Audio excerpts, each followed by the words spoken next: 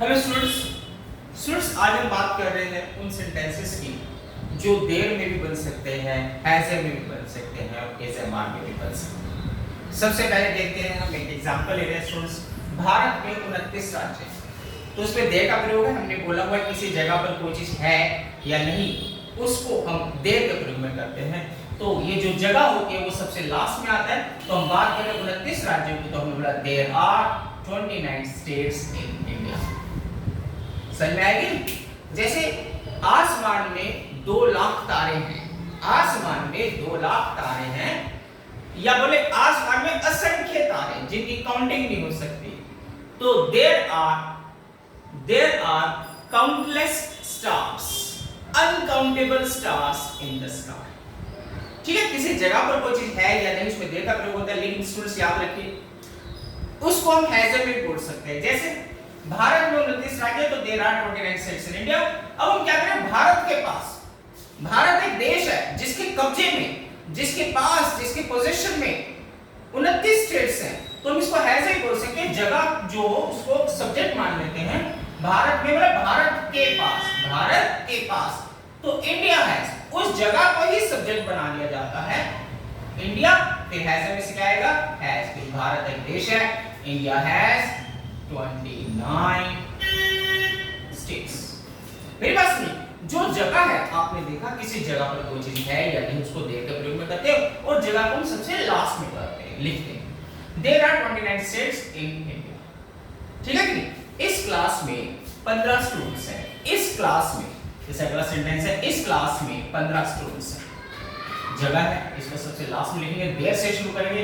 There are 15 students in this class, right. लेकिन हम जगह को सब्जेक्ट भी मान सकते हैं। जब हम जगह को सब्जेक्ट मानेंगे वो हैज़ के हिसाब से स्टूडेंट्स बनता है। तो बोले इस क्लास में, तो इस क्लास के कब्जे में, इस क्लास के दायरे में, तो दिस क्लास सब्जेक्ट क्या हो गया, दिस क्लास हैज क्या 50 स्टूडेंट्स। मेरी बात समझे? तो कहने का भाव है स्टूडेंट्स, जो भी जगह वाले सेंटेंसेस होते हैं उनको हम दोनों प्रकार से बना सकते हैं, चाहे हम उसे देर में ही बोले, चाहे हैज़ में बोले। जैसे मेरी जेब में 20 रुपए हैं, मेरी जेब में जगह हो गई 20 रुपए, तो there are 20 rupees in my pocket. या मेरी जेब के पास, हिंदी में अजीब सा लगता है के पास, बोले कि भाई मेरी जेब में, तो मेरी जेब क्या होगी, सब्जेक्ट होगी, तो माय पॉकेट हैज 20 रुपीज। मेरी बात सुने, इंग्लिश बुक में 15 लेसन्स हैं, इंग्लिश बुक में 15 लेसन्स है, इंग्लिश बुक जगह हो गई, तो there are 15 lessons in English book. नहीं तो इंग्लिश में 15 लेसन्स हैं इंग्लिश बुक में, तो इंग्लिश बुक को सब्जेक्ट मान लीजिए, तो हैज हो जाएगा, इंग्लिश बुक हैज 15 लेसन्स। मेरे शरीर में 206 हड्डियां हैं, मेरे शरीर में 206 हड्डियां हैं, तो there are 206 bones in my body. या मेरे शरीर में, तो हम इसको ऐसे बोल सकते हैं, मेरा शरीर सब्जेक्ट हो गया, my body has 206 bones। Right students, इस गली में 30 मकान हैं, इस गली में 30 मकान हैं, तो there are 30 houses in this street। या इस गली में, तो गली सब्जेक्ट हो गई, this street has 30 houses।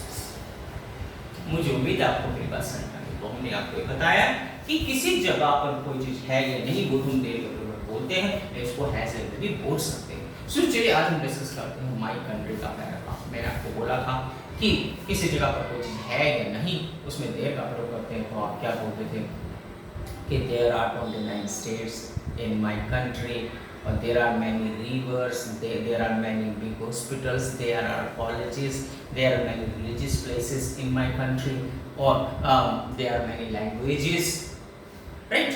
Or there is Parliament House, there are many monuments in our country, historical monuments in our country। सारा हम देर का प्रयोग करते हैं। सोर्स, अब यह थोड़ा अजीब सा लगता है, माई कंट्री का जो पैराग्राफ आ जाए तो सारे सेंटेंस आप क्या करते हैं, देयर देयर देयर से करते हैं, थोड़ा सा अजीब सा लगता है। तो बेहतर अब आपको 2 ऑप्शंस हैं, क्या 2 ऑप्शंस हैं, आपको कुछ सेंटेंस देयर में बनाइए, कुछ सेंटेंस हैज में बनाइए। जैसे there are 20 states in my country, और my country has many rivers, my country has many monuments, and there are many religious places, there are many languages, my country has rich cultural heritage, बहुत सांस्कृतिक विरासत है हमारे देश में, right. इस प्रकार से आप कुछ सेंटेंस हैज में बना दीजिए, तो कुछ सेंटेंस देयर के प्रयोग में बना दीजिए, ठीक है ना। तो अभी हमने सीखा जो भी जगह वाले सेंटेंसेस हैं उसको हम देयर में भी बोल सकते हैं और हैज में भी बोल सकते हैं, राइट।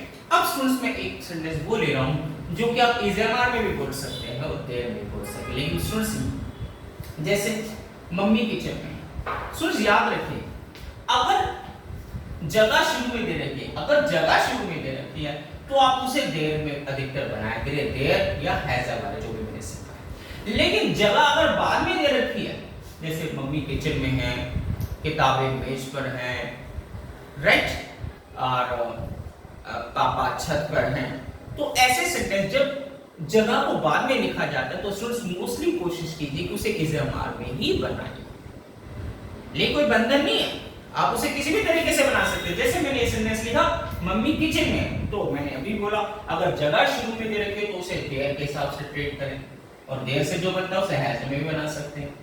लेकिन अगर जगह शुरू में ना हो, जगह बाद में हो, जैसे मम्मी किचन में, तो कोशिश कीजिए उसे इज़ेमार में ही बनाइए, इज़ेमार में। जैसे मम्मी किचन में तो mummy is in the kitchen, mummy is in the kitchen. लेकिन अगर आप चाहें तो उसे देयर में भी बना सकते हैं। कैसे?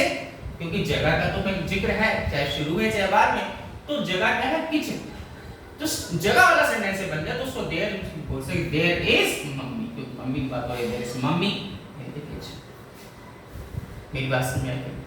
जैसे किताबें मेज पर, किताबें मेज पर हैं, तो जगह तो बाद में, मेज पर, तो किताबें शुरू, तो इस समान बने books are on the table, books are on the table. लेकिन इसमें जगह तो प्रयोग है ही है, टेबल वाली जगह पर, तो उसको हम देयर में भी बना सकते हैं, there are books on the table, there are books on the table.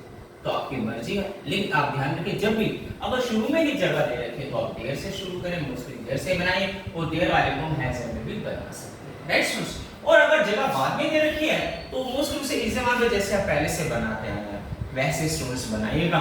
Mummy kitchen में, mummy is in the kitchen, और मेरी किताब बैग में है, my book is in the bag. लेकिन हाँ, कोई बंधन नहीं है, मैंने अभी बोला आप चाहो तो इनको भी देयर में बना सकते, केवल जगह वालों को, वो वाले सेंटेंसेस जो इज़ेमार में जो जगह वाले हैं उसको हम देयर में भी बोल सकते हैं, क्योंकि जगह वाले सेंटेंस देयर में बोल सकते हैं। ये वाला जैसे मैंने बोला मम्मी किचन में है तो mummy is in the kitchen, या the kitchen there is mummy in the kitchen, right. तो तुम्हारी किताबें मेरे बैग में हैं, your books are in my bag, या there are your books in my bag, right. और आपको पता है अगर देयर का प्रयोग है, देयर का प्रयोग है जगह वाला, तो उसे हैज में भी बना सकते हैं, जैसे हमने सीखा था। तो there is mummy in the kitchen, या तो बोल सकते द किचन हैज मॉम। बस मेरी किताबें बैग में, या किताबें मेरे बैग में हैं, books are in my bag. तो सिंपल है, इसे मत किताबें पहले बोला जगह बाद में बोला, books are in my bag, या देयर का प्रयोग है मेरे बैग वाली जगह को लास्ट बोले there are books in my bag, या क्योंकि कहां पर है, जगह क्या है, मेरा बैग, तो मेरा बैग को हैज अगर बोलेंगे तो सब्जेक्ट मान लेंगे my bag has books, right. तो कहने का भाव ये हुआ जो जगह वाले सेंटेंसेस हैं उनको इज़ेमार और हैज हैव या देयर में इस्तेमाल कर सकते हैं, राइट। तो हम नेक्स्ट क्लास में फिर मिलते हैं, टिल दैट गुड बाय।